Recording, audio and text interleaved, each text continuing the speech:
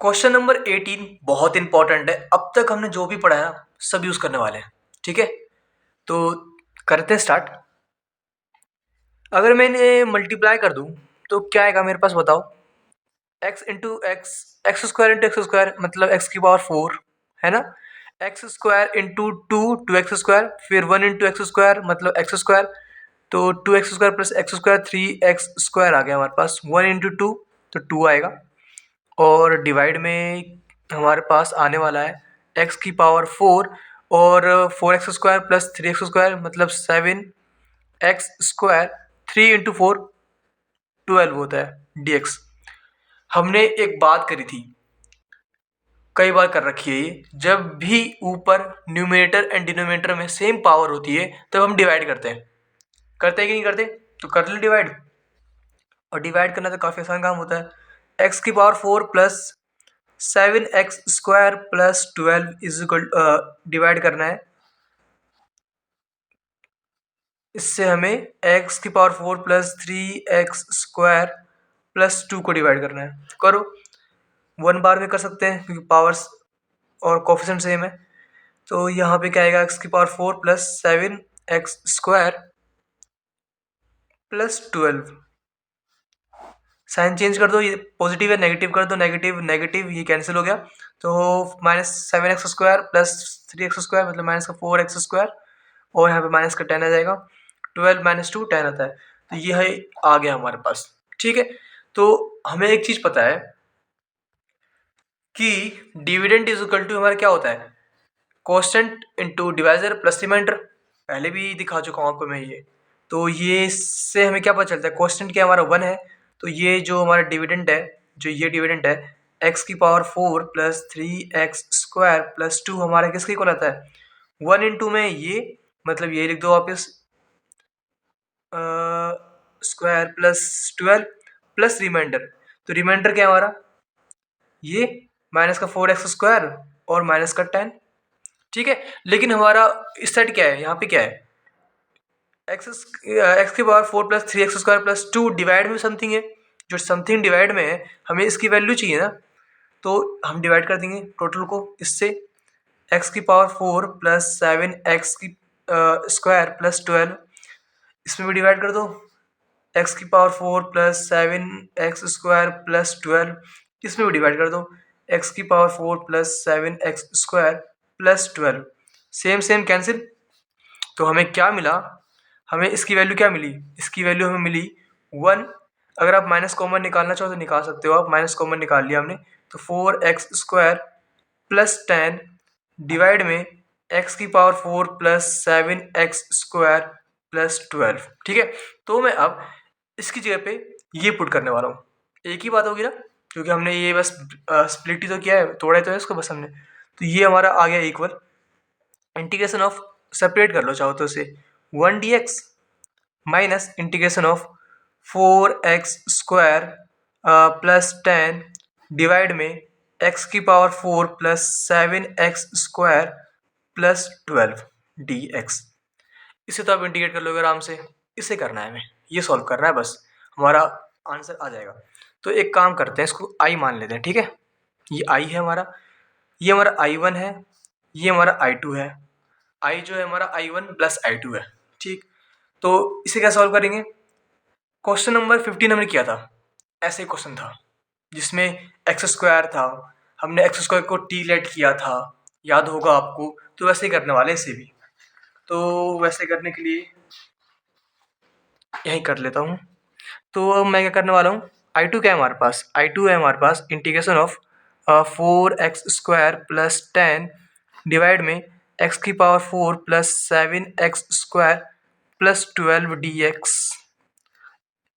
है ना। लेट कर लेते हैं, लेट कर लेते हैं x² is equal to T.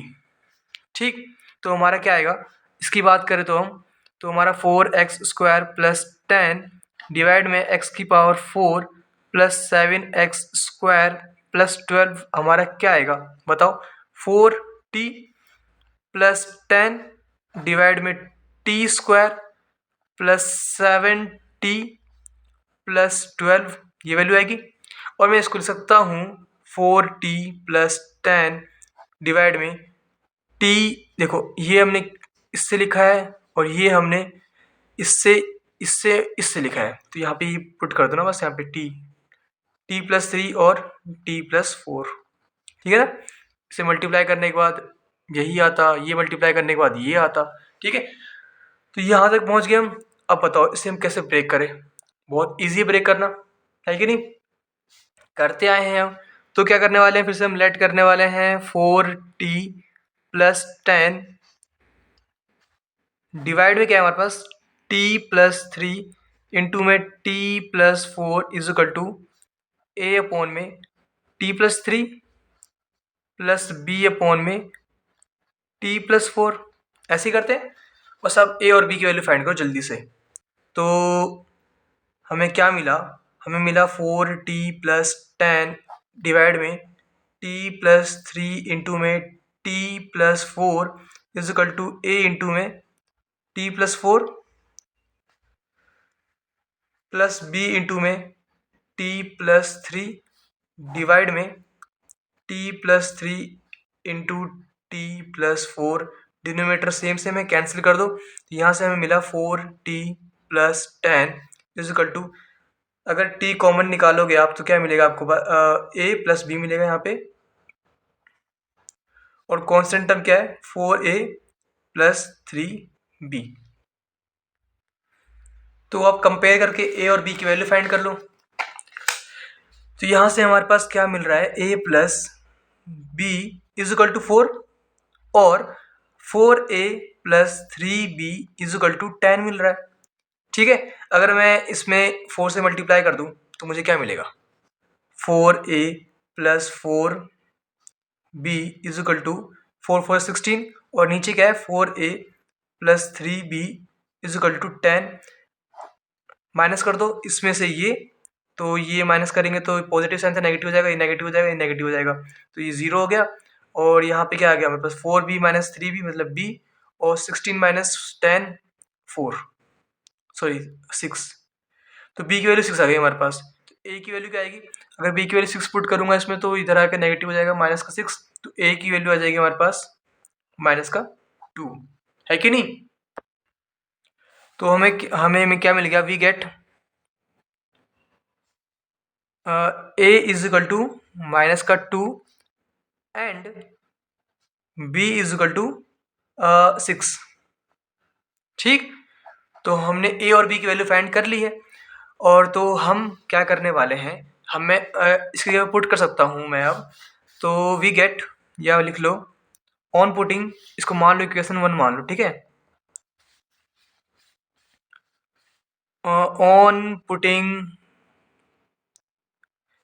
a is equal to minus 2 and b is equal to 6 in equation 1,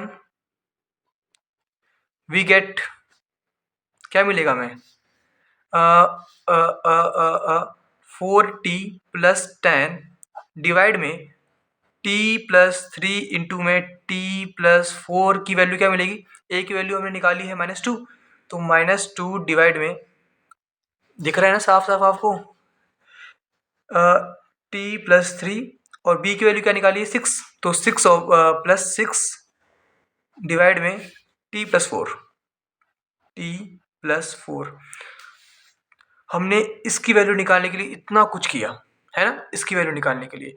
तो अब मुझे इसकी वैल्यू मिल चुकी है, जो कि क्या है, ये मेरे पास ये, तो मैं इसकी जगह पे ये पुट करके आराम से अब सॉल्व कर सकता हूँ।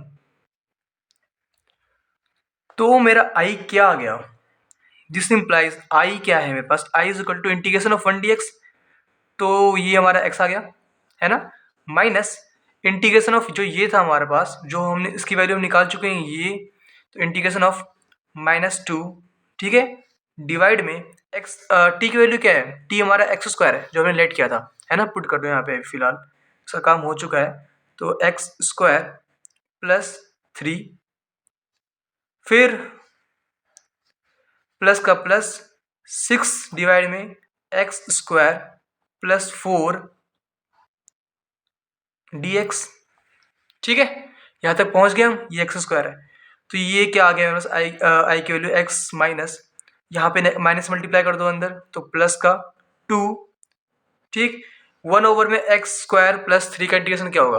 1 में x square plus a square क्या होता है बताओ? देखो 1 में x square plus a square equal to 1/a tan inverse x by a plus c होता है। यहाँ पे a की वैल्यू क्या होगी? ये हमारा √3 का होल स्क्वायर है और यहाँ पे 2 का होल स्क्वायर है, ठीक है। तो यहाँ पे a की वैल्यू इसमें अगर देखी जाए तो यहाँ पे √3 है, तो इंटू में 1/√3 tan इनवर्स एक्स बाय ए मतलब √3, ठीक है।